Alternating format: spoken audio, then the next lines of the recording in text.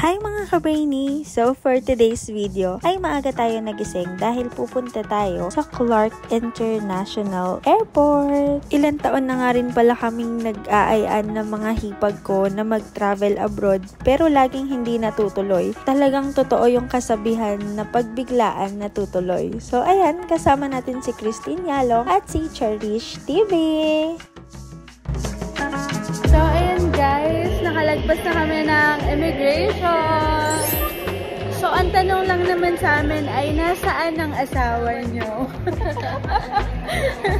Bakit naiwan? Bakit naiwan? So, ayun lang, mag-antay na kami ng flight and see ya, Singapore! Since maaga nga ang aming flight, ay dito na rin kami nag-breakfast sa loob ng airport. After namin kumain, ay nag-antay na rin kami ng flight dito sa waiting area. Ang ganda at ang bango nga talaga dito sa loob ng Clark International Airport. By the way, ang sasakyan nga pala naming airplane ngayon ay Cebu Pacific. Diba? Biglaan. Inirapil ako yung aeroplane. Kaya pa naka-cardigan ka. Limit lang yung pinawa. Dito din wala ko. Para ano na pwede natin event mamaya pag medyo masabik sa inyo. Sige, isang row kaya. Sige, isang row. Uy, gada yun. Sobrang saya ko talaga dahil sa tagal-tagal ng panahon ay natuloy din ang drawing naming ayaan abroad. Sayang nga lang at hindi nakasama si Lovely. Hi guys! So we just arrived. Ayan na sila. So natin na kami ng luggage at good luck kasi itong babae pala na to ay hindi alam. Basta ako magkakape lang ako dito. So, good luck.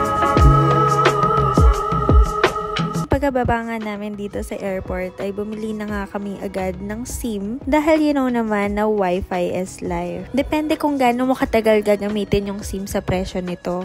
Pwede nga rin pala kayong bumili sa Klook. And by the way, buti na lang may mga kasama akong natira na rin dito sa Singapore. Yung dalawa na to na kasama ko ay natira na sila sa Singapore, so hindi na siya masyadong hassle para sa amin. Nag-book lang kami ng Grab para makapunta sa bahay nila ka-Charm. Kami kay Ate Charm. Hi Ate Charm. Siguro kung matutuwa ako o Namimiss ka namin kaya ka namin dinadalaw. Wow, lakas makasalita ni Ate Charm ng ganun. Kung matutuwa-dobal ka.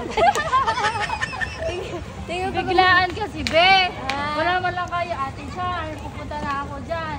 Be, Diyos ko, pinababa nyo lang ako. Magbe-base pa nga ako at aalis kami. Surprise nga. Ate Charm, pwede ba kitang Ano? i-closet? May walk-in closet. Gago, wag mo closet. Ay, wag na. Baka mawala yung mga followers ko, be. Hindi. Sasampulan kita ng closet ko. Wag ka na namin i-sample ng walk-in closet kasi alam ko naman na dito galing yung closet. Mga clothes. Kasi yung cabinet ko, once binuksan mo, lahat ng Lalaglag. Hindi, legit nga yun, legit. Gusto mo makita mo. Abay, papakita ko tayo. So, ayun guys, nandito na kami. Touchdown Singapore! So, ayan guys, pinakain lang kami ni Ate Charm ng steak dito. Kararating lang namin sa Singapore. Napakayaman. Dati tuhog-tuhog lang talaga naman. Sarap yan. Nakaka-LL na. Parang steak. Basta ko lang kayong busog. Okay na, wala akong steak. Tingnan mo. Oo. Ayun na yung steak mo. Ayun na. Ay, larger nyo na. Ano ka pa? Magpapaawa ka pa.